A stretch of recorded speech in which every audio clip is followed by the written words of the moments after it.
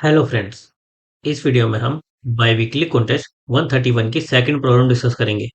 Problem का नाम है find occurrence of an element in an array. इस प्रॉब्लम में हमें एक इंटीजर एरे दिया हुआ है और साथ में हमें एक एरे क्यूरीज दिया हुआ है और एक वेरिएबल एक्स दिया हुआ है। हमें रिटर्न क्या करना है? जो हमारा क्यूरीज एरे है उसी साइज का एक एरे रिटर्न करना है। और उस एरे में रहेगा क्या? जो हमें एक्स दिया हुआ है उसकी क्यूरी एरे में जो पूछी गई है वो वाली पोजीशन। जैसे क्यूरीज हमारे क्या है? वन। हमारा एक्स वन है।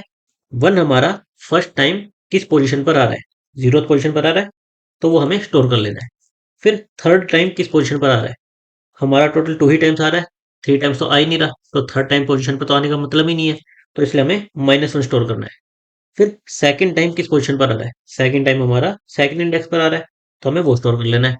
फिर फोर्थ, फोर्थ हमारा कभी आ ही नहीं रहा, तो हमें माइनस वन स्टोर कर लेना है। बेसिकली एक्स जो हमें दिया है वो एलिमेंट जो हमें क्यूरीज एरे में नंबर दिया है उतनी टाइम्स किस पोजीशन पर आ रहा है, हमें वो स्टोर करके रिटर्न करना है। हमारे कॉन्स्टेंट्स क्या दिए हुए हैं कि हमारे एरे की लेंथ और क्यूरीज की लेंथ 10⁵ यहाँ तक हो सकती है। नॉर्मली जब भी हमें इस टाइप की कोई प्रॉब्लम मिलती है जहां पर हमें मल्टीपल क्यूरीज दी हुई होती है और हमें उनका आंसर फाइंड आउट करना होता है, तो हम क्या करते हैं?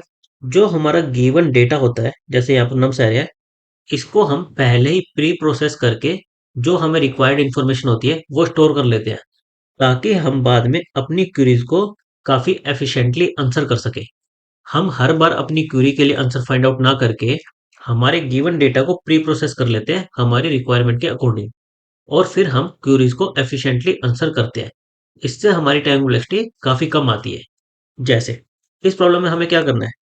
हमें एक पर्टिकुलर एलिमेंट दिया हुआ है, उसकी फर्स्ट सेकंड थर्ड जो भी क्वेरी थ्योरी में नंबर दिया है वो वाली पोजीशन फाइंड आउट करके रिटर्न करनी है। तो अगर हम इस नंबर की सारी पोजीशन पहले ही स्टोर करके रख लें कि फर्स्ट टाइम कहाँ पर आया था, सेकंड टाइम कहाँ पर आया था, थर्ड टाइम कहाँ पर आया था, जितनी भी टाइम्स वो आया था वो सारी पोजीशन हम पहले ही स्टोर करके रख ले, तो फिर तो हम सिंपली क्वेरी को ओपन में आंसर कर सकते हैं। जो भी हमें नंबर दिया होगा हम डायरेक्टली हमारे एरे में से वो आंसर रिटर्न कर सकते हैं। तो हम इस प्रॉब्लम के लिए यही करेंगे। सबसे पहले हम हमारे एरे पर लूप लगाकर जो हमारा एक्स है उसकी जो पोजीशन है वो सारी पोजीशंस हम स्टोर कर लेंगे। जैसे हमारे इस एग्जांपल में वन कहाँ पर आ रहा था? जीरो इंडेक्स पर आ रहा था, तो हमारे एरे में क्या रहेगा? जीरो। कि वन हमारा फर्स्ट टाइम जीरो इंडेक्स पर आया है। फिर नेक्स्ट कहाँ पर आया था? सेकंड इंडेक्स पर आया था, तो नेक्स्ट एलिमेंट हमारा क्या रहेगा? सेकंड। कि वन हमारा सेकंड टाइम सेकंड इंडेक्स पर आया है। इसके बाद आ ही नहीं रहा, तो हमारा एरे टू ही साइज का बनेगा। इस एरे में बेसिकली क्या है कि हमारा एक्स किस किस इंडेक्स पर आया है। यहाँ पर हमारा फर्स्ट टाइम आया, यहाँ पर हमारा सेकंड टाइम आया है। हम बेसिकली इंडेक्स स्टोर करते जा रहे हैं। उसके बाद सिंपली हमें क्या करना है? हमें एक क्यूरीज एरे पर लूप लगाना है। अगर हमारा क्यू जो नंबर दिया है, जैसे यहाँ पर थ्री था, ये हमारे इस एरे के साइज से ही बड़ा है, हम इस एरे की हेल्प से क्या कह सकते हैं कि वन हमारा केवल टू ही टाइम्स आया है और जीरो और सेकंड इंडेक्स पर आया है। अब हमें पूछा है कि थर्ड ओकरेंस बताओ कहाँ पर आई है, तो हमें पता है कि ये केवल दो ही टाइम्स आया है, ये हमें इस एरे के साइज से मिल जाएगा। अगर हमारा गिवन क्यू इस एरे के साइज से बड़ा है, हमारे एरे का साइज कितना है? टू, और नंबर क्या दिया है? थ्री। थ्री हमारा टू से बड़ा है, तो डायरेक्टली कह सकते हैं कि ये थर्ड टाइम आया ही नहीं है और हम माइनस वन स्टोर कर सकते हैं जो हमें करना था। और अगर हमें कोई गिवन ऑकरेंस दिया जो कि आई है, जैसे कि टू दिया है, तो सेकंड हमें किसे पता चल जाएगा? टू माइनस वन, इस एरे के फर्स्ट इंडेक्स से। क्यू माइनस वन इस वेक्टर में उस इंडेक्स पर जो वैल्यू होगी उस इंडेक्स पर आया है, टू यहाँ पर आया है, तो वो डायरेक्टली हम स्टोर कर सकते हैं हमारे गिवन वेक्टर के क्यू माइनस वन से। क्यों? क्योंकि हमारा एरे तो किससे होता है? जीरो इंडेक्स होता है, और हमारा जो ओकरेंस है क्यूरीज में दिया हुआ है ये वन इंडेक्स्ड है, इसलिए हम क्यू माइनस वन इसका यूज कर रहे हैं।